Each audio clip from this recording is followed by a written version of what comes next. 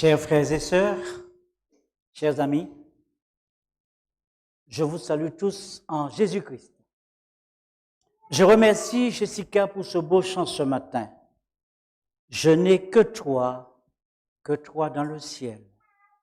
Je ne désire rien d'autre que toi sur la terre. Vous savez que Dieu est bon. Je ne sais pas si vous avez pensé à cela. Dieu est bon.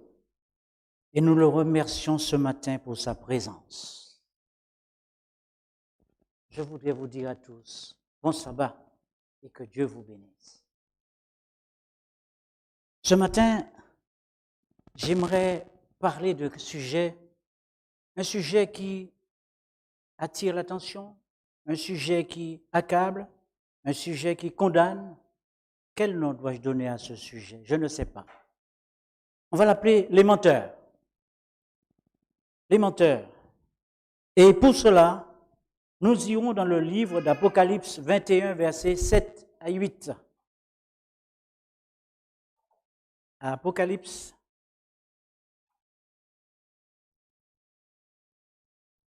21, 7 à 8.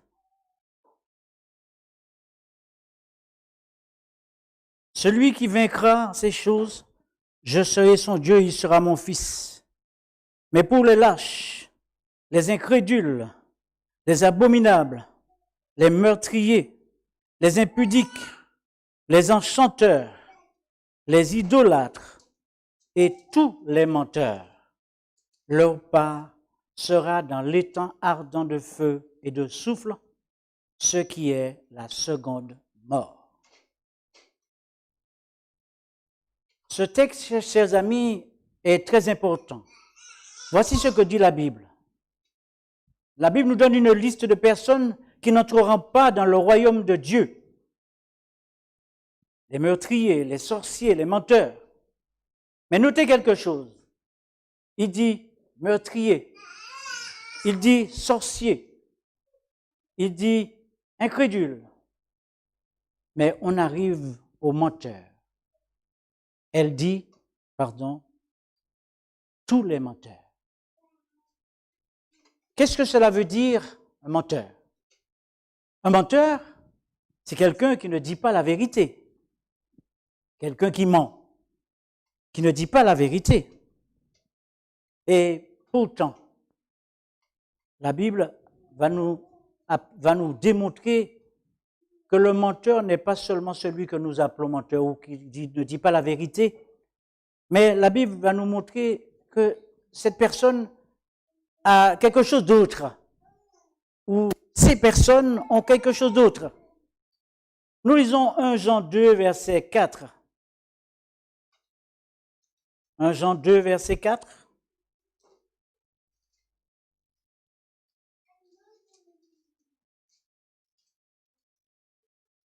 Celui qui dit « je l'ai connu » et qui ne garde pas ses commandements est un menteur et la vérité n'est point en lui. Celui qui dit « je l'ai connu » et qui ne garde pas ses commandements est un menteur et la vérité n'est point en lui. Vous savez, quelquefois, nous parlons à nos enfants, nous disons « ne mens pas, dis la vérité ». N'est-ce pas? Et la parole de Dieu nous dit, celui qui dit qu'il observe les commandements de Dieu et qui n'observe pas tous les commandements est un menteur et la vérité n'est point en lui. C'est pourquoi il est dit que les menteurs, bien sûr, brûleront dans le feu de la géhenne. Mais nous aurons l'occasion de voir tout à l'heure pourquoi les menteurs vont brûler dans le feu de la géhenne. Juste avant cela, j'aimerais vous raconter l'expérience d'un pasteur. Un pasteur que j'ai eu l'occasion de rencontrer, si vous voulez, mais côtoyer. Et il dit qu'il est entré dans une librairie. Et dans cette librairie, il arrive, il entre et il regarde. Je ne sais pas si ça vous est arrivé, mais quand j'entre dans la librairie, dans une librairie, ou surtout quand on a une Bible, je vais toujours regarder les Bibles. Parce que je ne sais pas, il y a de très belles Bibles, il y a des Bibles qui sont magnifiques. Et là, ce pasteur dit qu'il entre et il prend une Bible dans sa main, il met une belle Bible qu'il regarde. Et la libraire s'approche à côté de lui et lui dit, elle est belle cette Bible, c'est la parole de Dieu. Le pasteur ne lui dit pas qui il est. Et lui dit, j'aimerais vous poser une question. Vous dites que c'est la parole de Dieu. Si je deviens chrétien, dois-je observer les 10 commandements? Elle répond, non, pas du tout, ce n'est pas obligatoire. Pourquoi, dit-il? Elle dit, la loi est abolie, c'est fini. On n'a pas besoin de garder les commandements. D'accord. Il lui dit, donc, si je n'ai pas besoin de garder les commandements, je peux avoir plusieurs femmes. Et la dame de lui dire, non, pas du tout. La Bible dit, on ne doit pas avoir plusieurs femmes. Il dit, ah bon, et où dans la Bible? Il lui dit, dans la Bible, dans les commandements. Il lui dit, mais vous venez de me dire qu'on n'a pas besoin des commandements.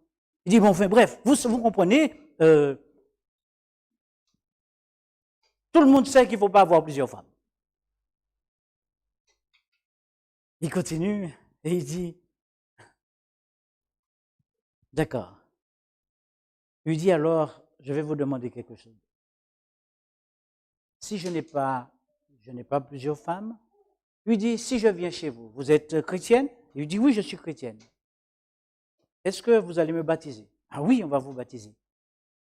Et il lui dit, mais qu'est-ce que je vais faire, moi, de Marie, de la statue de Marie? Et elle répond, non, on n'en parle pas. Oh, c'est fini tout ça. Il ne faut pas parler de ça. Parce que la Bible dit, tu n'auras pas d'autre vue devant ma face. Ah. Là encore, si je comprends très bien, la Bible dit quelque chose, mais vous avez vu ça où dans la Bible? Elle dit dans les commandements. Ah! Et elle commence à citer les commandements. Tu n'auras pas d'autre Dieu devant ma face, tu ne commettras point d'adultère, tu ne feras pas ceci. Elle lit les commandements, mais elle va passer sur le 4e commandement. Alors, le pasteur lui dit, oui, mais si je comprends très bien, vous avez lu tous ces commandements et vous avez passé, je ne vous ai pas entendu nommer le 4e commandement. Et elle dit au pasteur, mais non, ce n'est pas la peine, celui-là est aboli, on n'en parle plus. Ça fait longtemps qu'on ne parle pas du 4e commandement d'ailleurs. Et elle réfléchit un moment, et elle dit au pasteur, si vous insistez ainsi sur le 4e commandement, vous êtes un adventiste. Mes amis, vous savez comment les menteurs reconnaissent les adventistes? Les adventistes sont ceux qui attirent l'attention sur le 4e commandement. Les adventistes, ce sont ceux qui attirent l'attention des gens en ce qui concerne le sabbat de l'Éternel. L'Éternel nous a donné la loi, les commandements. Il nous a tout donné. Et il nous a aussi donné le 4e. Il ne nous a jamais invités à sortir de là, à laisser un de ses commandements pour quoi que ce soit. D'accord? Il est dit, le menteur dit, on oublie ces commandements. Alors, il lui pose la question, mais et qu'est-ce qu'il en est? Comment serons-nous sauvés? Et elle lui dit, oui, je suis sauvé par grâce. Nous sommes sauvés par grâce. Nous sommes tous sauvés par grâce, n'est-ce pas? Nous avons une amie qui s'est fait baptiser il n'y a pas longtemps de cela, ici. Et une cousine à elle lui envoie un message. Mais tu fais une bêtise. Pourquoi tu veux te faire baptiser chez les adventistes? Les adventistes sont sous la loi. Ils sont sous la loi, ils ne sont pas sous la grâce. Mes amis, Adam n'avait pas besoin de grâce avant de pécher. Il n'avait pas besoin de miséricorde. Pourquoi? Parce qu'il était juste. Mais après avoir péché, il a eu besoin de grâce et de miséricorde de Dieu. La grâce est venue parce que l'homme a péché, n'est-ce pas? La grâce est venue parce que l'homme a transgressé la loi de Dieu. Si Dieu me sauve par sa grâce, cela veut dire que dans cette grâce est la puissance pour obéir. Le menteur lui dit, non, oublie cette loi, oublie cela. Nous sommes sauvés par grâce et ça nous suffit. On n'a pas besoin de cette loi. Oh, chers amis, j'aimerais partager avec vous une bonne raison. Une bonne raison pour que nous puissions comprendre ce matin que la loi de Dieu existe et existera toujours. Et je vais vous prendre un exemple, quelque chose de palpable. Ici, c'est la loi de Dieu, ça. Et ça, c'est Dieu. Mes amis, les deux vont ensemble. Vous voyez pas, ça va ensemble. Les deux vont ensemble. Nous ne pouvons pas séparer la loi de Dieu de Dieu. C'est impossible. La loi de Dieu reste toujours la loi de Dieu. Tout comme Dieu reste toujours Dieu. Vous voyez, vous savez que nous avons beaucoup de dénominations qui n'ont pas de problème. Nous aurons l'occasion de voir ça un petit peu en arrière. La loi de Dieu dit, ne mens pas, je ne mens pas, je ne vole pas, je ne commets pas d'adultère. C'est ce que tu vois lorsque tu regardes la loi. Nous connaissons un homme qui était un homme de loi. Vous connaissez cet homme? Un homme de loi. Un homme pourtant, il avait la loi en main, il avait tout. Et pourtant, il persécutait les chrétiens.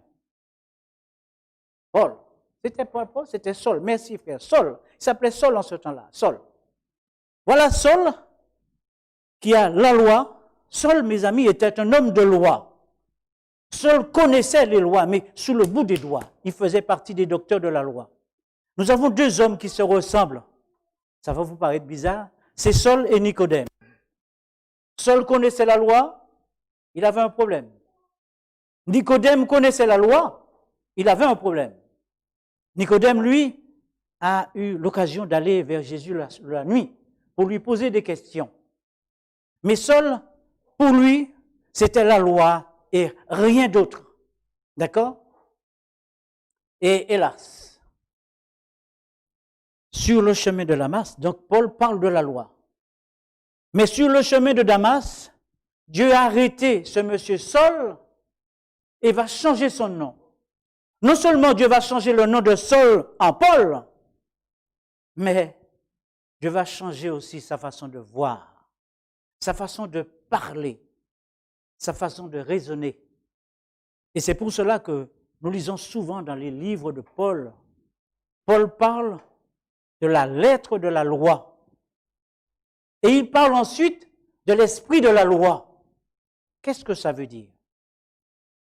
Quand je préparais mon message, parce que chaque fois que je prépare mon message, Daniel regarde toujours pour me dire ce qui ne va pas. Et je remercie Dieu de l'avoir placé sur mon chemin tous les jours.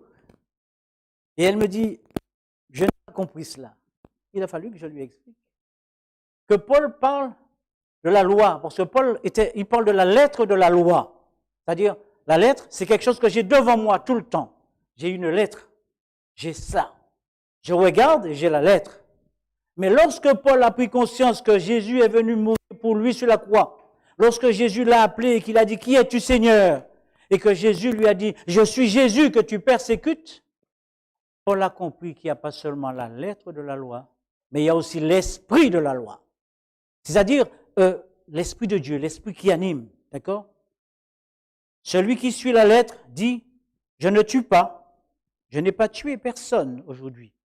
Dans son esprit, il a gardé cette loi. Mais celui qui suit l'esprit de la loi entend quelque chose d'autre. Il ne dit pas simplement, tu ne tueras point, mais il entend l'esprit et l'esprit dit, si tu es ton frère, tu as déjà commis. C'est ça, l'esprit de la loi. Il y a l'esprit de Dieu, on sent l'esprit de Dieu qui parle, qui dit quelque chose à travers tout. D'accord? Lorsqu'on sépare la loi de Dieu, ce que nous avons, c'est une lettre. D'accord? Que nous voyons devant nous. Ne fais pas ceci, ne fais pas cela. Lorsqu'on ramène la loi où elle doit être, c'est-à-dire dans la main de Dieu, on suit l'esprit de la loi. Et Jésus a mis les choses ainsi. Et il a dit ainsi. Tu as lu dans la loi, tu ne commettras point d'adultère. Mais moi, je vous dis, si vous regardez une femme pour la convoiter, vous commettez d'adultère dans votre cœur. Ça, mes et sœurs, chers amis, c'est l'esprit de la loi. Voyez, est-ce que je me suis bien fait comprendre? Je crois que nous avons tant de choses à comprendre et à dire. Ça, c'est l'esprit de la loi.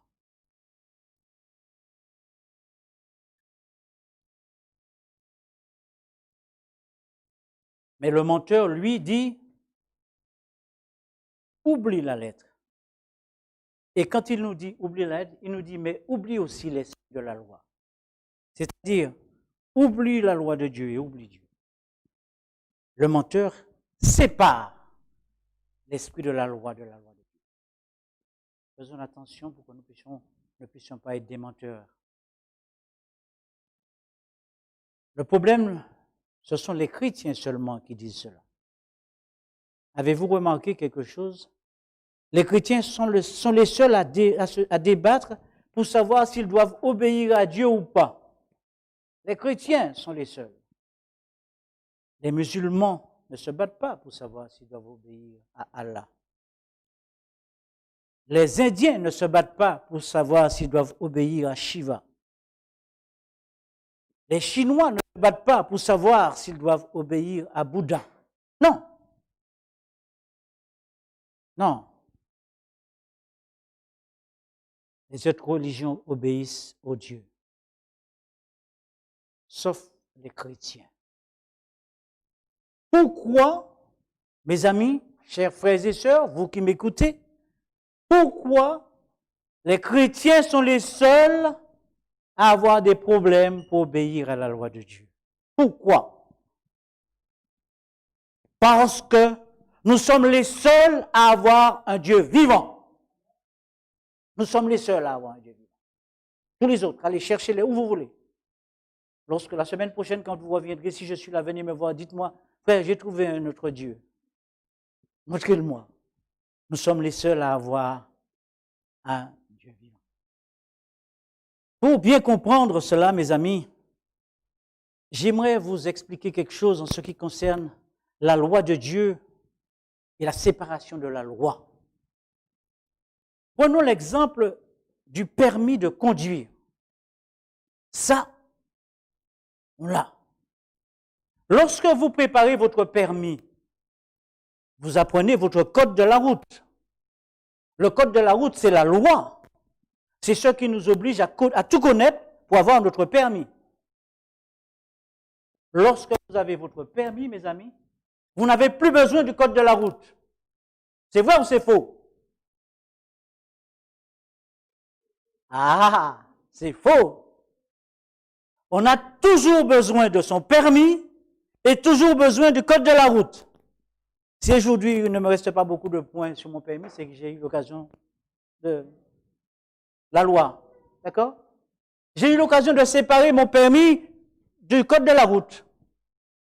Si vous autres, il vous manque des points sur votre permis, c'est que vous savez séparer votre permis du code de la route. Nous sommes conscients de cela, n'est-ce pas? C'est la même chose pour la loi de Dieu. Pardon. Vous prenez la map monde, une map monde. Vous la tournez et vous appuyez votre main, vous l'arrêtez n'importe où. Le permis et le code de la route restent toujours valables. Vous avez touché la Chine, vous allez en Chine, votre permis reste toujours associé au code de la route. Vous allez au Japon, vous allez en Suède, vous allez où vous voulez, sur la terre entière, mes amis. Le permis reste toujours attaché au code de la route. Mes chers amis, mesdames et messieurs, la parole de Dieu et la loi de Dieu sont pareilles. La loi de Dieu est pour toute la terre, pour le monde entier. Lorsque nous prenons la map monde et que nous la tournons, si nous arrêtons la loi n'importe où nous appuyons la main, la loi de Dieu est pour ce pays. Satan s'est arrangé, car il est appelé le père du mensonge. Il s'est arrangé pour détourner la loi de Dieu, pour nous empêcher de suivre la loi de Dieu. Mais Dieu connaît mieux que nous notre ennemi. J'aimerais retourner un petit peu en arrière avec vous. Les enfants d'Israël, lorsqu'ils sont sortis d'Égypte, Dieu va demander à Moïse de monter sur la montagne et Dieu va lui donner les tables de la loi. Mais Moïse va passer, mes amis, 40 jours sur la montagne avec Dieu. 40 jours, ce n'est pas seulement pour avoir les tables de la loi, mais c'est pour apprendre beaucoup d'autres choses que Moïse a appris sur la montagne. Il a appris beaucoup d'autres choses. Mais ce qui se passe, dans tout ce qu'il a appris, Dieu va lui dire, par contre, la loi, je vais l'écrire. Je vais l'écrire de mes propres mains.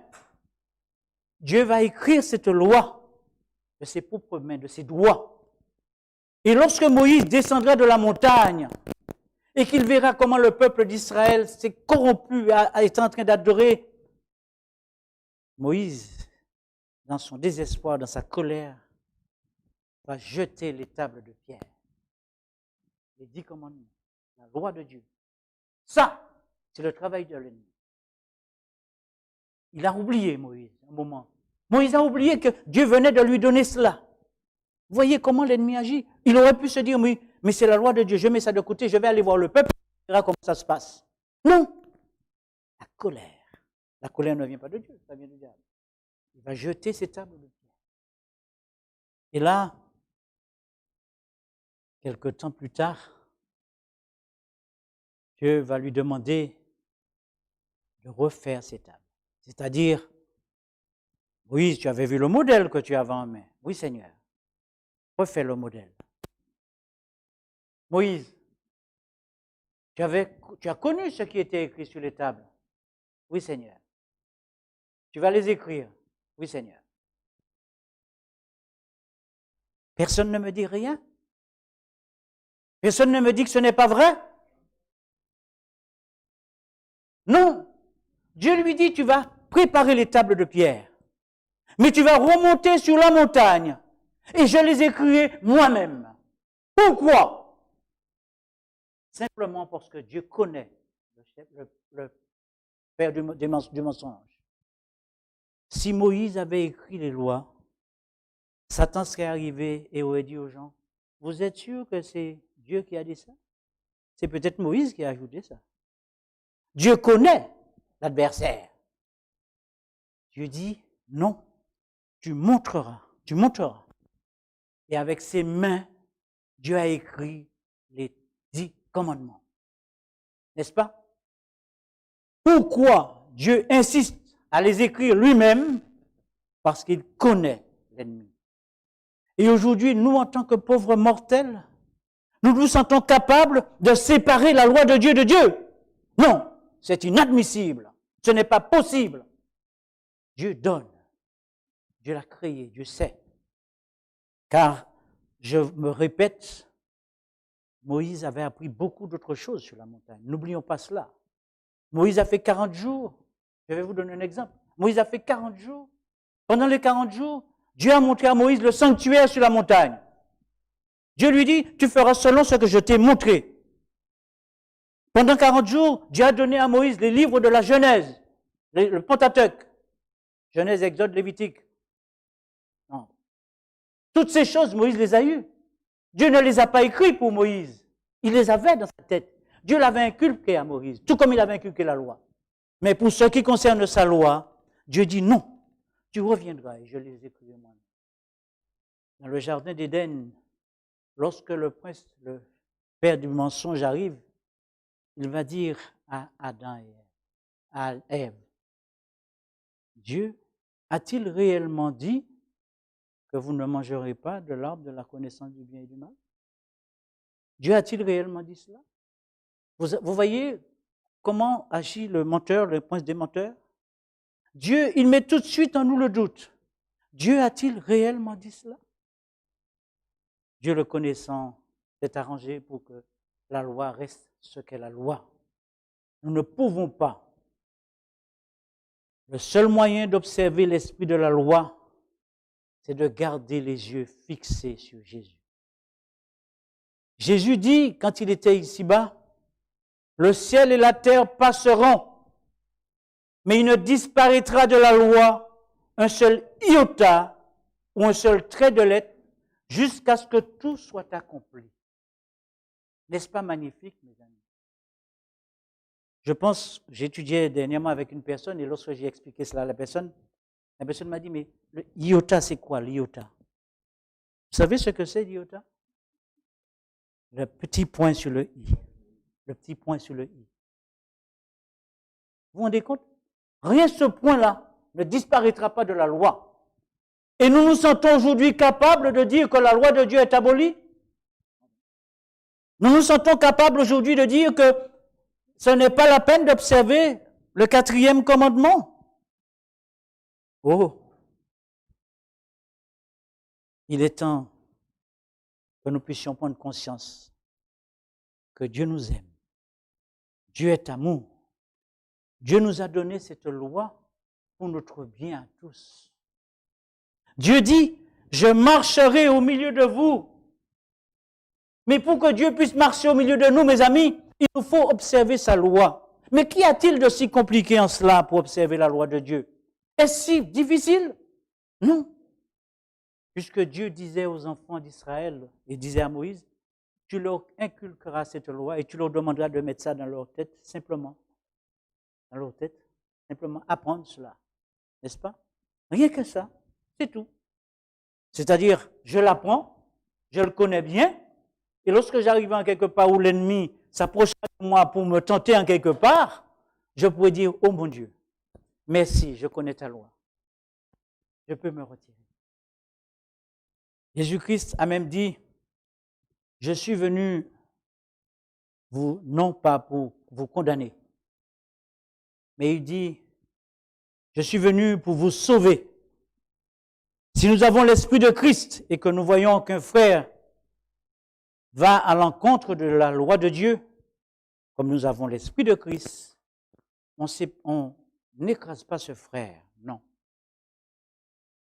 Au contraire, on va le relever dans la prière. Pourquoi? Parce que nous suivons l'esprit de la loi. L'esprit de la loi nous montre un frère qui est en danger. Et vous savez, beaucoup de gens qui parlent de la grâce, qui disent que nous ne sommes pas sauvés parce que nous sommes sous la loi et pas sous la grâce, ils ont un nom. Les gens qui disent ça. Les gens qui cherchent de partout à contredire la parole de Dieu, ils ont un nom. On peut les appeler évangélistes, pentecôtistes, baptistes, tout ce que vous voulez. Mais actuellement, au sein de nos églises, de notre église, au sein de nos églises, nous les appelons les bâtons du berger. Mes amis, chers amis, vous qui m'écoutez, chers frères et sœurs, Satan emploie toutes sortes de moyens pour nous empêcher d'hériter la vie éternelle. Parce qu'il sait ce qu'il y a là-bas. Il sait ce qu'il y a dans le ciel. Il sait comment c'est. Et il se bat pour cela.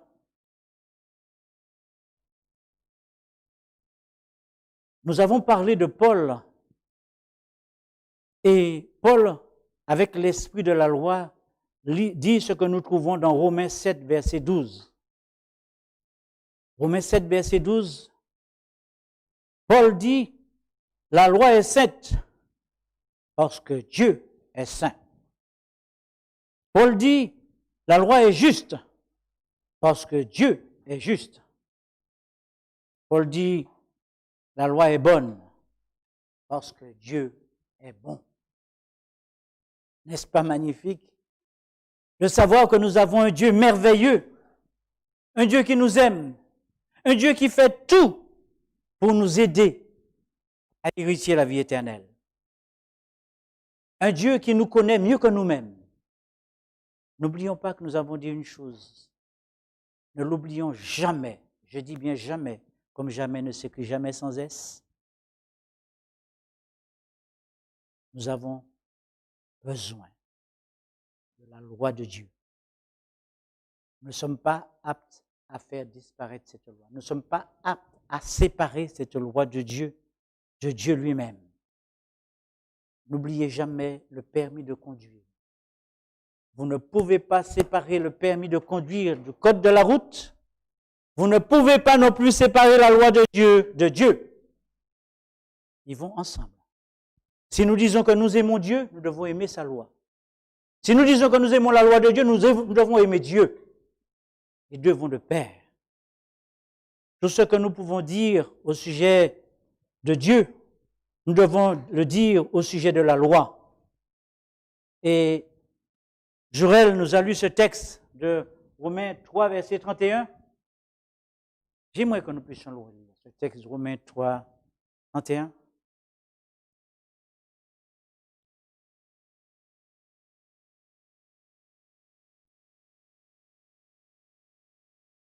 Anéantissons-nous donc la loi par la foi? Loin de là. Au contraire, nous confirmons la loi. Suis-je prêt ce matin à dire, Seigneur, je n'ai pas besoin de ta loi? Non. Suis-je prêt à dire ce matin, Seigneur, tu me fais grâce, et parce que tu m'as fait grâce, cela me suffit. Je n'ai pas besoin de ta loi. Oh non, mes amis. Nous avons besoin de la loi de Dieu. Cette loi est toujours là pour nous. Il n'y a pas d'espoir pour les menteurs. Les menteurs disent que la loi est abolie. Les menteurs disent que ce n'est pas important d'observer la loi. Les menteurs disent, le père même du mensonge est Satan. Nous savons qu'il sera brûlé dans la géhenne, dans le feu de la géhenne. Mais si nous nous mettons de son côté, si nous nous battons pour empêcher aux autres d'observer la loi de Dieu, alors nous serons avec lui. N'oublions pas, le meurtrier a sa chance d'être sauvé. L'adultère a sa chance d'être sauvé. Mais les menteurs n'ont plus de chance. D'ailleurs, Satan ne leur laisse pas l'opportunité. Il continue à se battre et continue à les pousser à continuer à mentir. C'est pour cela que nous devons dire, ô Seigneur, nous avons besoin de toi. Ne nous abandonne pas, Père. Nous aimerions rester avec toi unis dans ta parole, unis dans ta loi. Nous aimerions, Père, que tu nous fasses comprendre, que tu nous fasses voir, que tu nous fasses entendre que tu es le seul vrai Dieu, le Dieu vivant, le Créateur du ciel et de la terre. Et j'aimerais que nous puissions lire le psaume 46, versets 11 à 12. Oh, j'aime ce psaume.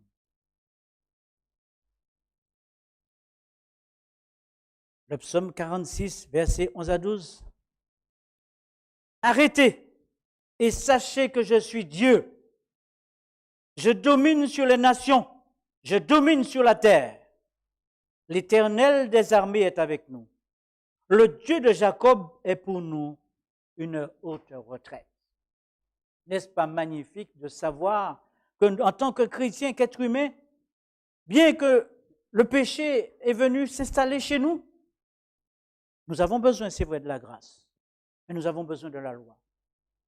Et nous avons besoin de ce Dieu qui nous écoute, ce Dieu qui nous entend, ce Dieu qui nous répond et qui nous dit, si vous voulez vraiment un jour hériter la vie éternelle, restez unis à ma loi et à moi, et vous serez sauvés. Oh, chers amis, chers frères et sœurs, vous qui m'écoutez, que ce soit là où vous êtes ce matin, j'aimerais que nous puissions nous mettre debout ensemble pour prier le Seigneur, pour lui dire combien nous sommes heureux de savoir qu'il est toujours vivant et que quoi que nous fassions, à partir du moment que nous sommes du côté de sa loi et que nous ne changeons rien, il nous aide à rester dans l'unité. Et juste avant de prier avec vous, chers amis, chers frères et sœurs, j'aimerais que notre chant nous fasse chanter ces paroles. Père, unis-nous tous